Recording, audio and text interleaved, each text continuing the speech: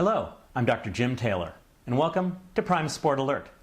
This segment of Prime Sport Alert focuses on intensity in sport.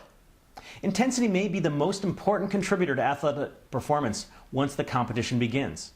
It's so important because all of the motivation, confidence, focus, and emotions in the world won't help if your body is not physiologically capable of doing what it needs to do for you to perform your best. Simply put, intensity is the amount of physiological activity you experience in your body, including heart rate, respiration, and adrenaline. Intensity is a continuum that ranges from sleep, very relaxed, to sheer terror, very, very anxious.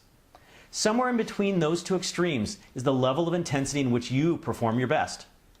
The challenge with intensity is that there is not one ideal level of intensity for all athletes.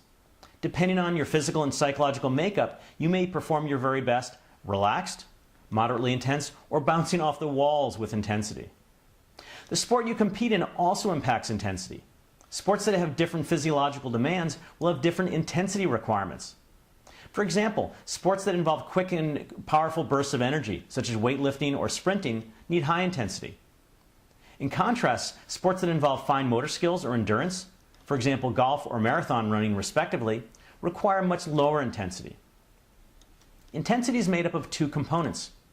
First, there's the physical experience of intensity. That is, what you actually feel in your body when you're training and competing. Are you calm or filled with energy? Are you relaxed or tense? Second, there's your perception of the intensity. In other words, do you perceive the intensity positively or negatively? Two athletes can feel the exact same thing physiologically, but interpret those physical feelings in a very different way. One may view intensity as excitement, and it will help his performance.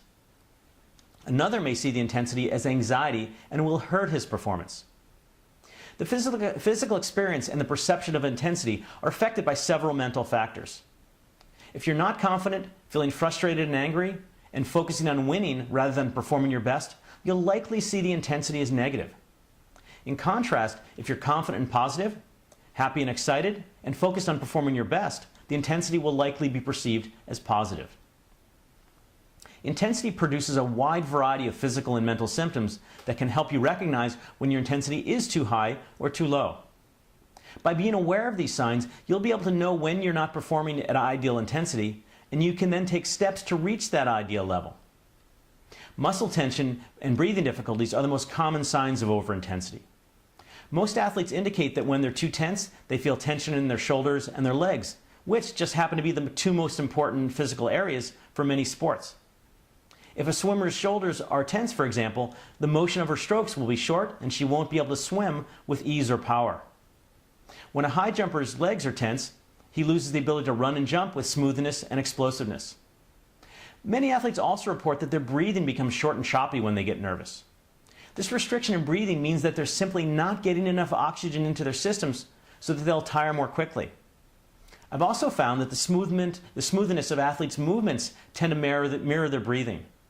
If their breathing is long and smooth, so is their movement. If their breathing is abrupt and uneven, their movements are probably jerky and uncomfortable. Athletes who are overly anxious often exhibit poor posture and a stiff gait. Muscle tension causes their shoulders to rise and to their body to close up. Athletes make more mistakes when they're overly intense because anxiety disrupts coordination. Overintensity interferes with motor control that affects technical skills and movement. Athletes who are anxious also increase the pace of competition. For example, an overly intense cyclist may go out too fast early in a road race. Athletes often look rushed and frantic. If opponents are taking their time, overly intense athletes become really impatient at the slow pace.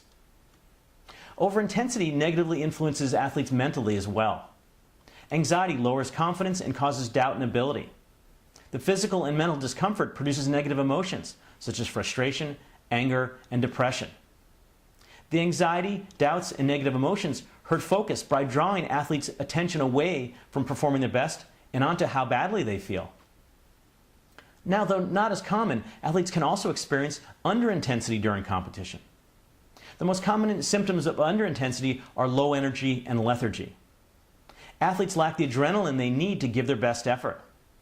Though not as discomforting as overintensity, underintensity does hurt performance equally because athletes lack the physical requisites such as strength, stamina, and agility to meet the demands of their sport.